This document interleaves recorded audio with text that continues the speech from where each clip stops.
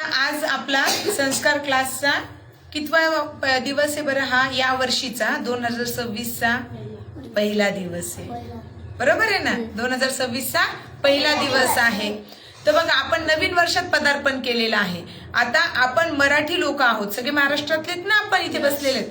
तर मराठीनुसार किंवा हिंदू धर्मानुसार आपले नवीन वर्ष हे चैत्र महिन्यात चालू होते. कोणत्या महिन्यात चालू होते? चैत्र महिन्यात. पण आपण इंग्रजी कॅलेंडर वापरतो.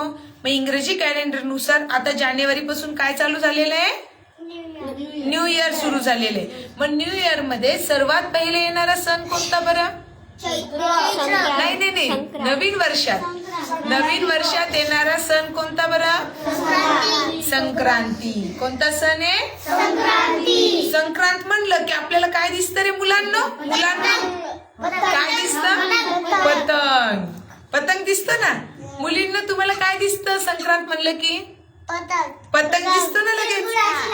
वाव, तिळगुळाचे लाडू पण दिसतात ना. आता बघा, आता सगळ्यात महत्वाचं म्हणजे बघा, आपण आपल्या शाळेतील पुस्तकात पण शिकतो, आपण भारत देशात राहतो आणि भारत देश कृषी प्रधान आहे. कृषी प्रधान म्हणजे काय? आपल्या भारतात सगळ्यात जास्त प्रमाणात केला जाणारा व्यवसाय कोणता? Good answer. कोणता व्यवसाय? शेती व्यवसाय आहे आपला. म्हणून आपण आपल्याला काय म्हणतो? कृषी प्रधान देश आहे. कोणता देश आहे आपला?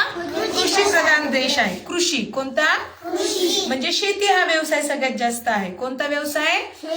शेती. शेतीमध्ये काय केलं जातं? हा, व्हेरी गुड. धान्य पिकवले जाते. इकडनं आन्सर आलं. इकडनं खत, गहू, मूग लावले जातात. खूप छान आन्सर. शेतीमध्ये आपण काय केलं जातं बेटा? धान्य पिकवलं जातं आणि ते धान्यातून आपल्याला अन्न म्हणजे मिळतं, बरोबर आहे. गहू जर नसतील तर गव्हाच्या पोळ्या करता येतील का? नाही. गहूच्या पोळ्या आपल्याला जेवायलाच नसतील तर एनर्जी मिळेल का? नाही मिळणार. मग त्यातीलच हा एक सण आहे बघा. भारत देश कृषी प्रधान देश आहे, त्याच्यातलाच हा एक सण आहे. तो म्हणजे कोणता? Very good. तो म्हणजे कोणता? आता हा सण इंग्रजी महिन्यानुसार जानेवारीत येतो बघा, लक्षात घ्या प्रत्येकाने. आणि मराठी महिन्यानुसार कोणत्या महिन्यात येतो? अगं नाही ग राणी, संक्रांत हा सण कोणता मराठी महिना चालू आहे? आठवा नाही. चैत्र, अश्विन, कार्तिक, पौष. पौष. कोणता महिना? पौष महिना. 10वा महिना चालू आहे. मराठी महिन्यानुसार आता 10वा महिना चालू आहे. इंग्रजी महिन्यानुसार पहिला महिना चालू आहे. मग संक्रांत हा मराठी महिन्यानुसार 10व्या महिन्यात म्हणजे पौष महिन्यात हा सण येतो. समजलं का सगळ्यांना? आता बघा, ह्या दिवसामध्ये काय होतं? आपल्या शेतामध्ये हरभरे, ओके, हरभरे, गहू, मूग डाळ. नाही, हा गहू. थांबा, गव्हाच्या पण ओंब्या येतात बरं. आपण हे खायला जातो ना, हुरडा खायला, बरोबर. या दिवसात कोणते कोणते पिके बघा? हरभरे आहे, ऊस आहे, बोर आहे, गव्हाचे ओंबे आहेत, बोरे आहे, बरोबर आहे. हा, पेरू पण आन्सर बरोबर आहे. आता बघा, हा जो सण आहे हा महिला वर्ग कशा प्रकारे साजरा करतात आणि पुरुष वर्ग कशा प्रकारे साजरे करतात बघूया. महिला काय करतात माहिती का तुम्हाला? म्हणजे आता हे जे सगळे धान्य आहे हे पिकलेले, म्हणजे आपण लकी आहोत, आपल्याला एवढं सगळं काही मिळतंय. मग याची सगळी रीतिरिवाजानुसार त्याची पूजा केली जाते.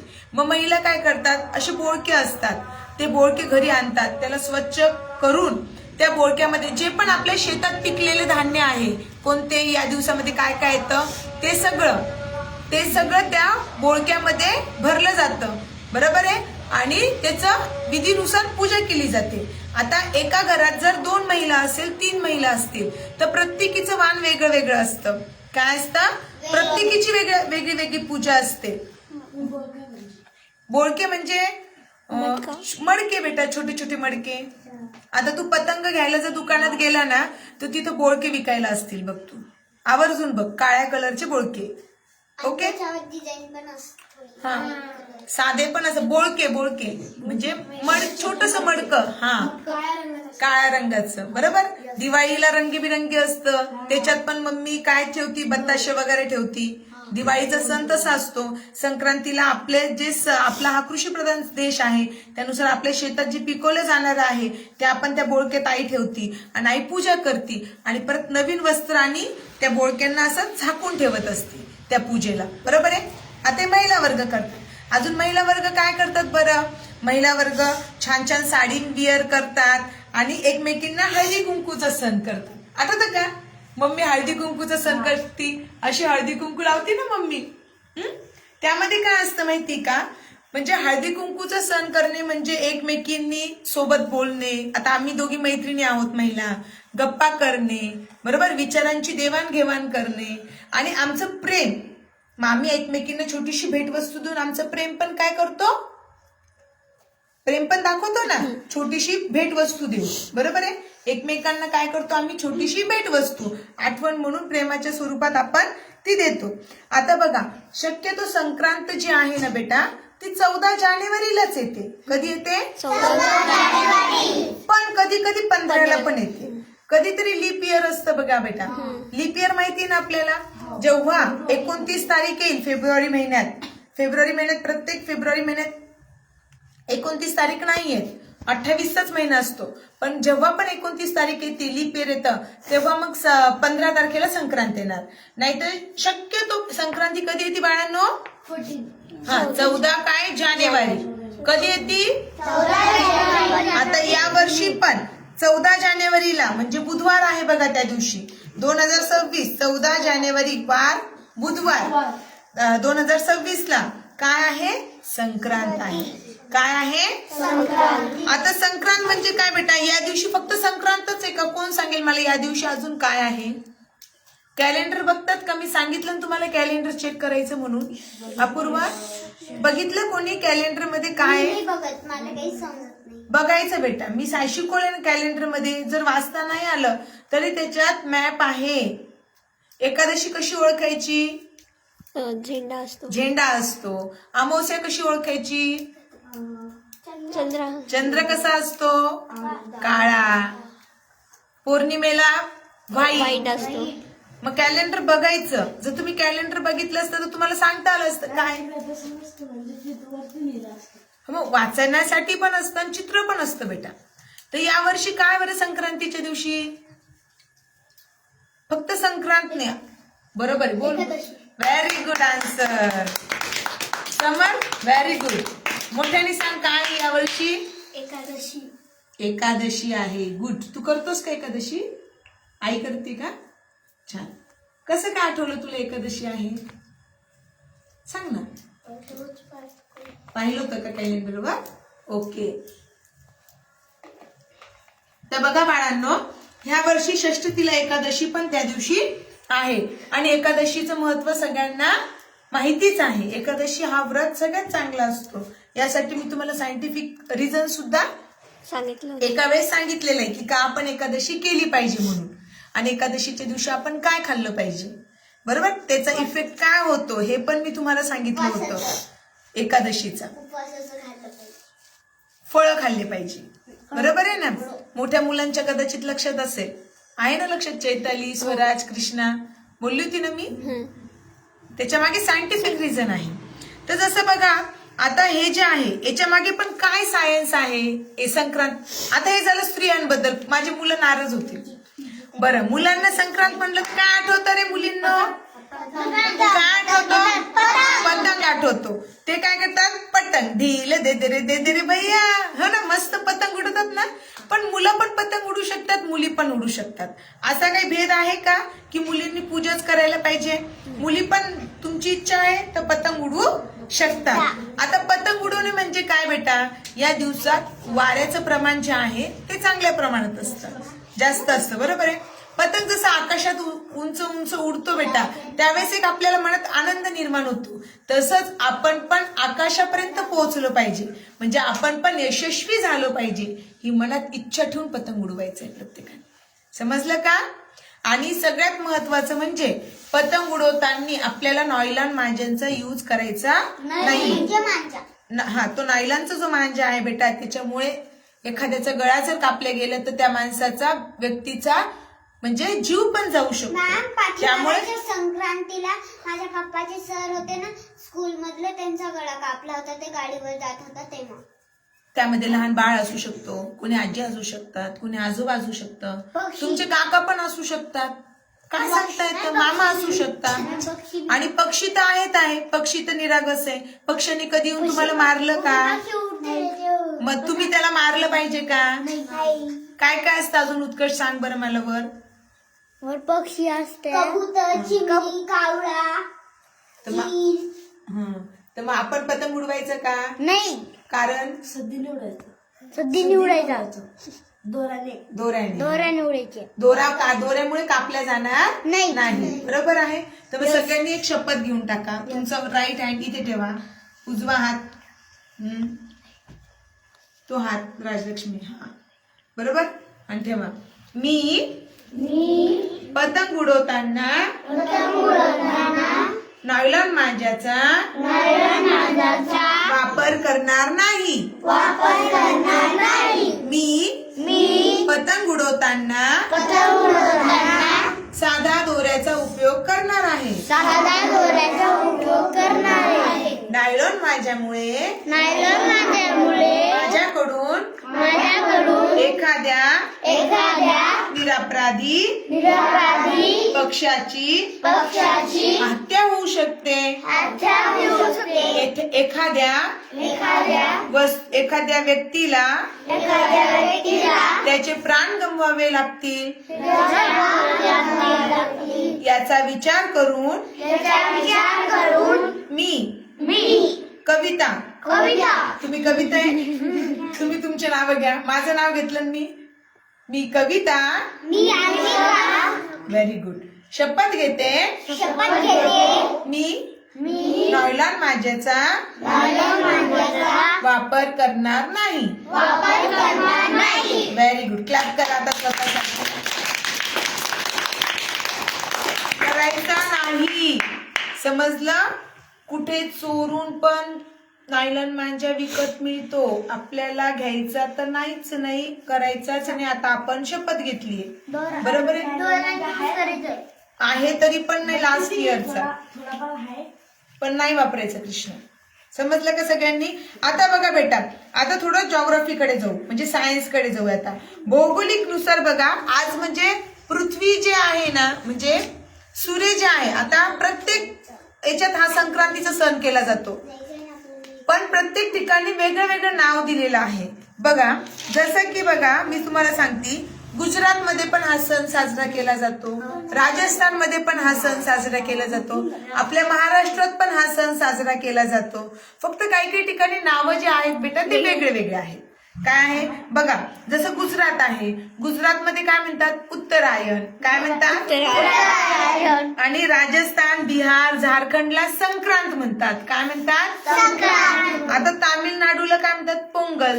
काय म्हणतात? पोंगल. हा सण आहे. आणि उत्तर प्रदेशमध्ये जर गेलो तर ते या सणाला खिचडी म्हणतात. काय म्हणतात? खिचडी म्हणतात. म्हणजे हा सण सगळीकडे साजरा केला जातो, फक्त त्याची नावं काय आहेत बेटा? वेगळे वेगळे. आता उत्तरायण का बरं म्हणतात? कारण की त्याचं सायंटिफिक रिझन उत्तरेकडून दक्षिणेकडे असं काहीतरी. हा बरोबर, थोडस. हा बघा, म्हणजे सायंटिफिक म्हणजे काय, आता सूर्य कुठून उगवतो? पूर्वेकडून. सगळ्यांना माहितीये पूर्वेकडनं उगवतो सूर्य, पण आता त्याचे म्हणजे जवळपास 21 आणि 22 डिसेंबर पासून म्हणजे पृथ्वीचं उत्तरायणाकडे सुरुवात होती सूर्याची, म्हणजे थोडा थोडा तो उत्तरेच्या साईडला जातो. बरोबर आहे. उगवतो तो पूर्वेकडनंच, पण साईड कुठली असती? उत्तरायण आणि दक्षिणायन असे दोन पर्व आहेत. बरोबर आहे.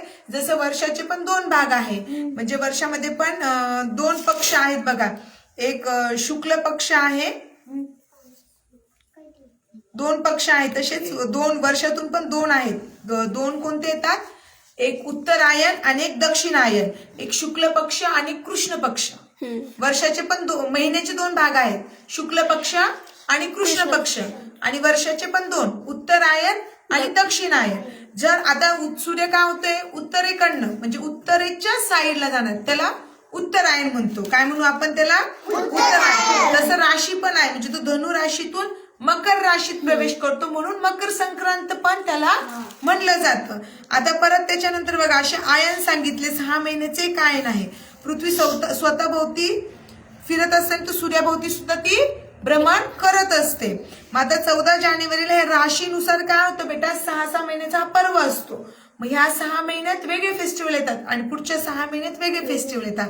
जसं की आता काय होतं, आता जो ऋतू आहे तो वसंत ऋतू राहील, ग्रीष्म ऋतू राहील आणि 15 जुलै 16 जुलै पासून तो कर्क राशीत जातो. मग तेव्हापासून ऋतू जे वर्षा, शरद, हेमंत अशी ऋतू राहतील आणि तो दक्षिणायनाकडे जातो. म्हणजे उत्तरेकडनं तो कुठल्या साईडनं दिसेल आपल्याला, नंतर दक्षिणेच्या साईडनं दिसेल. तर हे झालं तुमचं सायंटिफिक रिझन. कळालं का तुम्हाला? आता याच्या सोबतच बघा, सगळ्यांना कधी प्रश्न पडला का रे, का बरं संक्रांतीलाच तिळगुळ खाल्लं जातं? कारण की आता हिवाळा आहे ना, तर तीळ उष्णता निर्माण करतात शरीरात. आता हिवाळा आहे, हिवाळा म्हणजे खूप प्रचंड थंडी आहे आणि ह्या वर्षी तर खूप जास्त पण थंडी आहे. थंडीत तिळगुळ खाऊन जाते. आणि तीळ आणि गुळामध्ये दोघांमध्ये उष्णता आहे. जर आपण तीळ आणि गुळ दोन्ही खाल्ल्यामुळे आपल्या बॉडीमध्ये उष्णता निर्माण होईल, म्हणजे थंडीचं प्रमाण काय होईल, कमी होईल. आणि या दिवसामध्ये काय होतं बाळा, स्किन पण आपली ड्राय होत असते, होती ना ड्राय. सगळे बॉडी लोशनचा लेप लावतात तेव्हा ती स्किन कुठेतरी छान दिसायला लागते, बरोबर आहे. मग आपण आतूनच आपल्या स्किनला जर आपल्याला ऑइली ठेवायचं असेल तर मग आपण तिळगुळ पण खाल्लं पाहिजे. आता संक्रांतीचं खूप महत्व आहे बेटा. संक्रांत म्हणजे नुसती संक्रांत किंवा पतंग नाही, नुसतंच तिळगुळ नाही, तर संक्रांत म्हणजे एक देवीचं स्वरूप मानलं जातं बेटा. असं म्हणतात संक्रांती एक देवी पण आहे. आता हा जवळपास 3 दिवसाचा सण आहे, बरोबर आहे. आता 3 दिवस कसे, एक पहिल्या दिवशी असती भोगी. काय असते पहिल्या दिवशी? भोगी. दुसऱ्या दिवशी संक्रांत आणि तिसऱ्या दिवशी किंक्रांत. Very good answer. काय वाटलं की तिला समजलं का सगळ्यांना? पहिल्या दिवशी काय असतं कृष्णा? भोगी.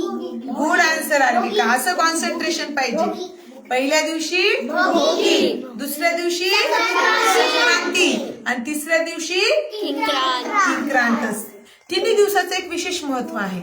आता बघा बेटांनो, पहिल्या दिवशी भोगी असती ना, त्या दिवशी काय करायचं आपल्याला, भोग घ्यायचे, म्हणजे खूप छान छान खायचे आपल्याला. पण काय खायचं, पिझ्झा सँडविच खायचं का? नाही. घरचा फळ आहे. आता आपल्याला काय खायचं माहिती का त्या दिवशी? नाही मिक्स भाजी असते.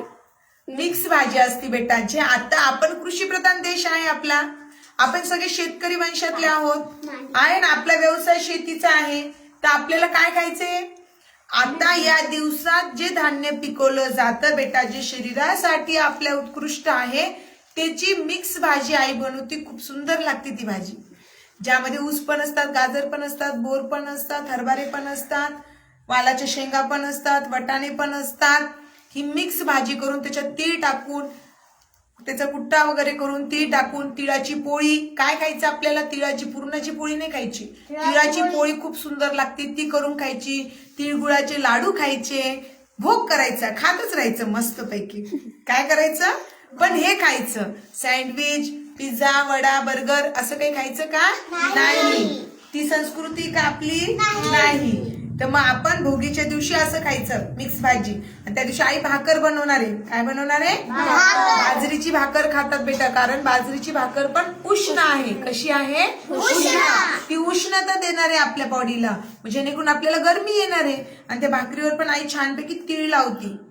काय लावती? तीळ लावती. तर ती भाकर आणि भाजी आपण खाणार आहोत. मग दुसऱ्या दिवशी संक्रांत आहे, दुसऱ्या दिवशी एकादशी आहे, बरोबर आहे. तर ज्यांचा उपवास असेल त्यांनी फळं खायची फक्त आणि तिळगुळ खाऊ शकता. आणि त्याच्यानंतर किंक्रांत असणार आहे. आता किंक्रांतच्या दिवशी आता बघा असं मानलं जातं की हे दोन्ही 3 दिवस महत्वाचे आहे.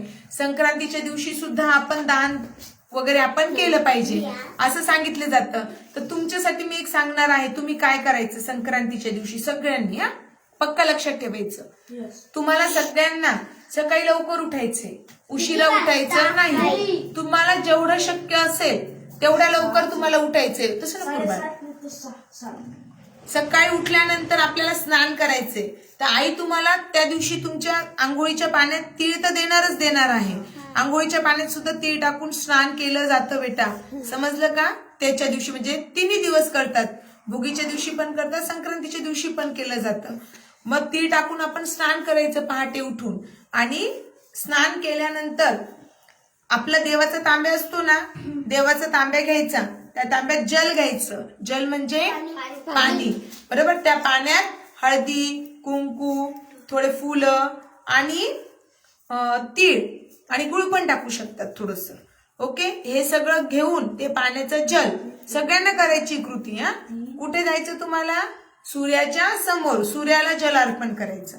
काय करायचं आपल्याला? सूर्याला जल. सूर्य किती तेजस्वी आहे, तसं तेजस्वी बालक बनायचं का आपल्याला? हो.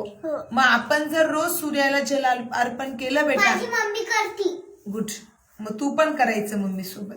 मला नाही, मग माझी झोप नाही होत. एकदा आपण तेव्हा सेशन घेतलं असेल मंदिरात, सगळ्यांना सूर्याला जल कसं अर्पण करायचं शिकवलं, त्याच्यानंतर नाही केलं, बरोबर ना?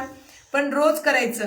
त्याचे काय सायंटिफिक रिझन पण आहे बेटा आणि आध्यात्मिक पण आहे, दोन्ही गोष्टी आहे. आता बघा, सूर्याला जल अर्पण केलं ना तर मग काय होईल? आर्विका बोलू नको बेटा. सूर्याला जल अर्पण केल्यावर काय होईल? कोण सांगेल? शक्ती येते, अजून? बुद्धी येते. Good answer. विटॅमिन डी, जे शरीराला खूप आवश्यक आहे बेटा. विटॅमिन बी. विटॅमिन डी जे सूर्याच्या किरणापासून मिळतं आपल्याला. आता आपण तेवढं बिझी झालेलो आहोत, कलियुगात जगतोय आपण. आपल्याला मोबाईल पाहायला टाइम आहे, पण आपल्याला सूर्यासमोर सूर्याची किरण घ्यायला टाइम आहे का? नाही. आपण म्हणतो टाइमच नाहीये. सकाळी लवकर उठायचं, आंघोळ झाल्यावर उन्हाळ्याची रोशनीमध्ये बसायचं. हा, बसायला पाहिजे, पण आपण बसतोच नाही ना. छानपैकी तिथंच आपण चाय कॉफी घेऊ शकतो, दूध पिऊ शकतो. मग आपण त्या निमित्ताने सूर्याला जल अर्पण करून सूर्याचा नमस्कार करायचा आपल्याला, आणि सूर्याला पण प्रार्थना करायची. सूर्य पण एक देवता आहे, सूर्याला देवता स्वरूप पूजलं जातं. आणि अजून एक महत्वाचं, आता हा पौष महिना चालू आहे ना बाळांनो, तुमच्या नॉलेजसाठी सांगते मी, लक्षात ठेवा. पौष महिन्यात प्रत्येक रविवारी प्रत्येकाच्या घरात, आता कोणाच्या घरात होत असेल कोणाच्या नसेल होत, पण आई सूर्याची पूजा करत असते. पौष महिन्यातला जो रविवार काय म्हणतो आपण? रवी म्हणजे कोण? सूर्य. आपल्या बाजूला राहतो तो रवी का? सूर्य. सूर्याचं नाव काय आहे? रवी आहे. मग आणि ते हनुमानचा गुरु आहे. मग रवी काय बेटा? रवी काय? सूर्याचं नाव, म्हणजे रविवार सूर्यासाठी आहे. तर मग रविवारी पौष महिन्यात सूर्याची पूजा केली जाते बेटा. एका पाटावर आई काय करत असते? सूर्याचा एक चित्र काढत असते, आणि तिथे पण मग काही प्रसाद वगैरे ठेवून पूजा करत असते आई. मग त्याच्यातून पण आईला सूर्याची किरण मिळतात ना. म्हणजे आईची तब्येत चांगली राहते. म्हणजे प्रत्येकामागे काय बेटा? सायन्स पण आहे. विटॅमिन डी आपल्याला मिळतं. मग तुम्हाला काय करायचंय? सूर्याला जल अर्पण करायचंय, आणि सूर्याला तिळगुळ पण तुम्ही दिले, बरोबर आहे? आपल्याला एकमेकांना तिळगुळ द्यायचे आणि काय म्हणायचे? तिळगुळ घ्या, गोड गोड बोला. घे ते तिळगुळ. कृष्णा घे जा. काय बोलायचे आपल्याला सर्वांना? घे पलीकडे आहे ना पॉकेट. अरे दादा तू पाहिलं ना बाळ? हे बघा, अशा प्रकारे आपल्याला काय खायचं? तिळगुळ. आता आपण 14 तारखेला भेटतो की नाही भेटत माहित नाही, तर आज आपण सुरुवात करूया आणि एकमेकांना काय म्हणायचं आपल्याला? माझं तिळगुळ सांडू नका, माझ्याशी भांडू नका. बोला. माझ्याशी भांडू नका. बघा बाळांनो, भांडणं चांगलं की प्रेम चांगलं? प्रेम छान आहे की नाही? का भांडणं चांगले? प्रेम छान आहे. मग आपण एकमेकांची प्रेमाने बोलायचं ना, फक्त संक्रांतीलाच बोलायचं का? रोज. बरोबर आहे. रोज आपण कसं बोलायचं? सगळ्यांशी प्रेमाने बोलायचं. कसं बोलायचं? तिळगुळ घ्या, गोड गोड बोला. बोल. तिळगुळ घ्या, गोड गोड बोला. खाऊन घ्या, छान असतं. संक्रांतीच्याच दिवशी खायचं असं नाही. म्हणा तिळगुळ घ्या, गोड गोड बोला. सगळ्यांना थांब बेटा. तिळगुळ घ्या गोड गोड बोला. राईट हँड मध्ये घ्यायचं प्रत्येकाने. म्हणा तिळगुळ घ्या गोड गोड बोला.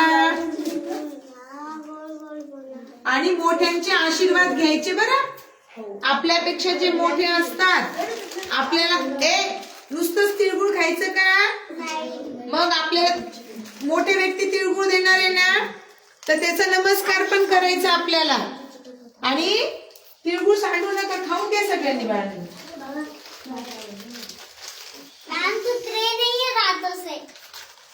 चिक्कीन बेटा हो, ज्यादा कडक आहे क्या?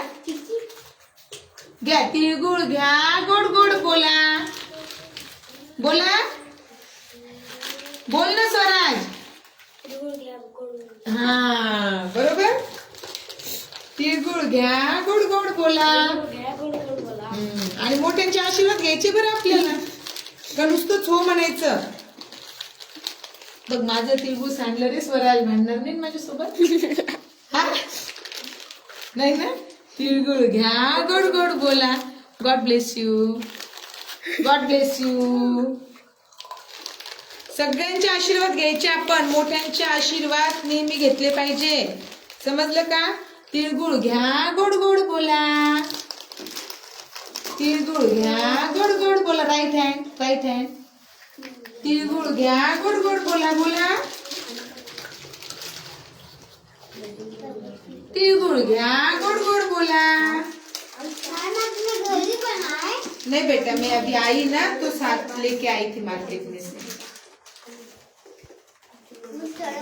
तिळगुळ घ्या गोड गोड बोला. गॉड ब्लेस यू रवे. चला आपला प्रोग्राम संपला नाही अजून ना. घेतलं सगळ्यांनी, खाऊन घ्या बेटा. तिळगुळ खाऊन घ्या. नाही मी विकत आणले बाळा, ते घरी केलेले स्मूथ असतात. जास्त कडक आहे का? हा नाही ना, संपून पण गेलं. तुझे दात स्ट्रॉंग नाही का? हा स्वरांचं संपून गेलं. ठीक आहे, जास्त कडक खाल्लं ना. हे बघा आता हा फरक आहे मार्केट मधला आणि घरचा. आता हेच तिळगुळचं घरी मी केले असते चिक्की तर अजून छान लागले असते. पण ना चिक्कीत आणि लाडूत फरक असतो बेटा. लाडू जे असतात ना ते स्मूथ असतात, पण चिक्की जी असती ना ती थोडी कडक असती. का? त्याच्यात गुळाचा पाक केलेला असतो. पाक केल्यामुळे तो कडकपणा वाढतो. आणि लाडू मध्ये पाक असतो का? नाही, म्हणून लाडू स्मूथ लागतात. पण प्रत्येकाची चॉईस वेगळी असती. कोणाला क्रिस्पी म्हणजे कडक आवडतं, कोणाला स्मूथ आवडतं. मी एक खाऊन बघते बरं. नाही ना कडक, नाही ना, नाही रे कडक. मग आणि एवढी तर राहणार ना बाळा. चिक्की आहे ती, खूप कडक नाहीये, छान आहे. मला तर आवडली. तुला छान आहे, आवडली?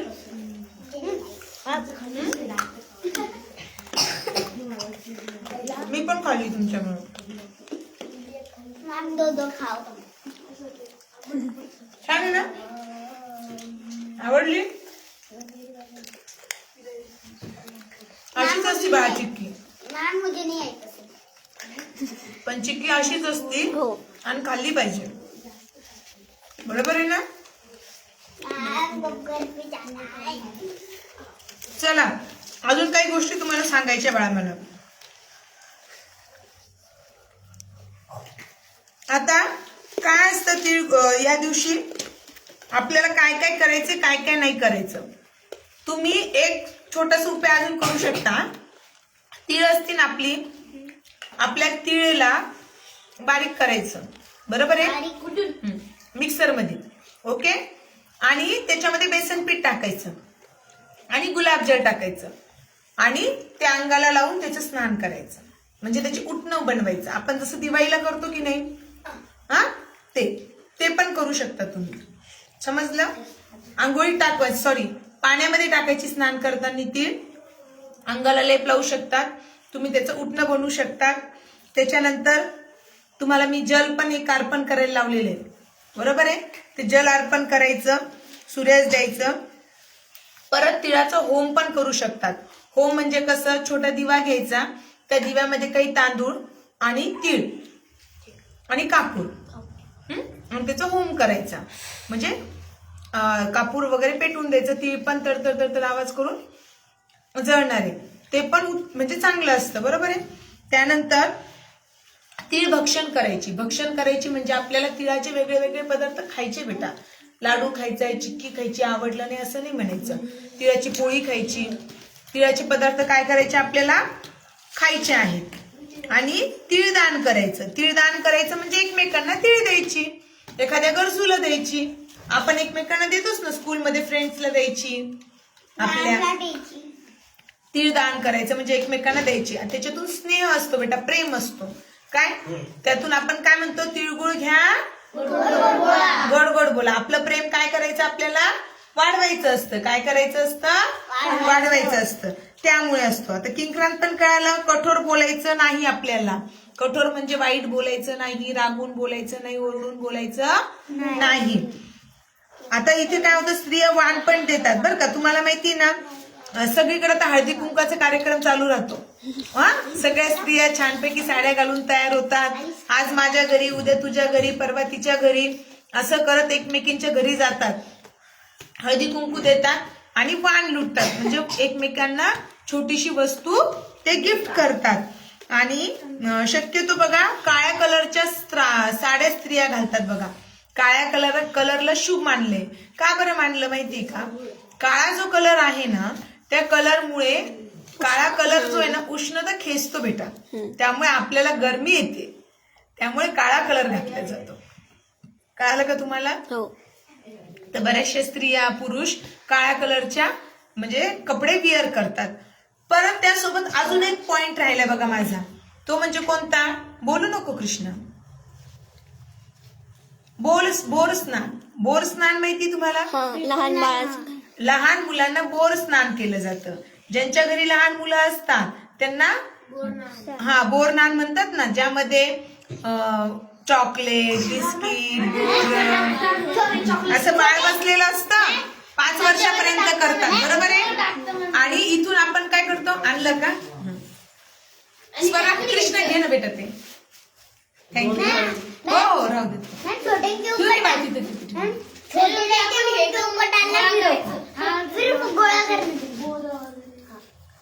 बस खाली. ते बोर नान केलं जातं, बरोबर आहे. ज्यामध्ये काय केलं जातं, मुलांना वरून काय केलं जातं, त्याच्याने म्हणजे नहालं जातं. जसं आपण आंघोळीचं पाणी घेतो आणि स्नान करतो, तसं ते बोर नान असतं.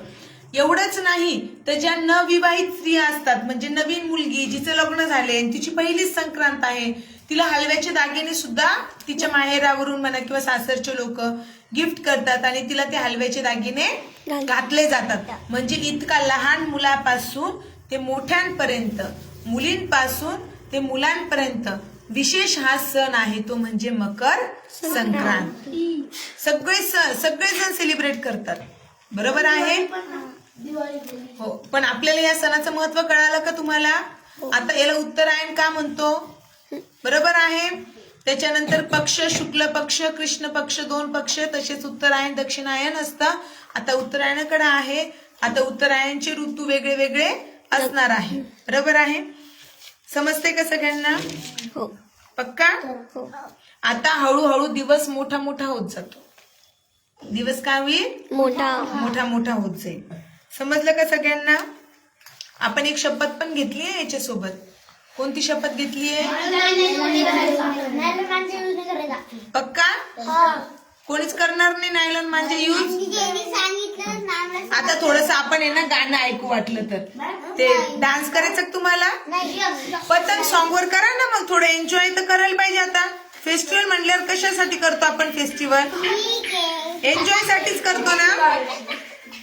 कशासाठी घेते ना. चला डान्स करा सगळ्यांनी. पतंग तर नाही आपल्याकडे उडवायला.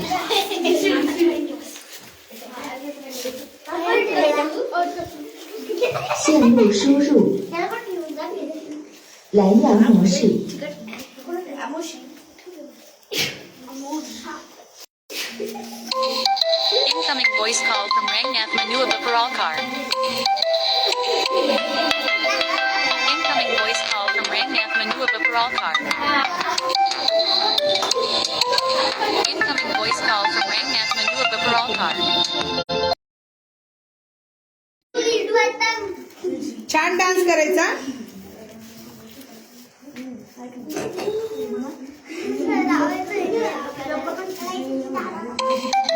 Incoming voice call from Rangnath Manu of Aparalkar.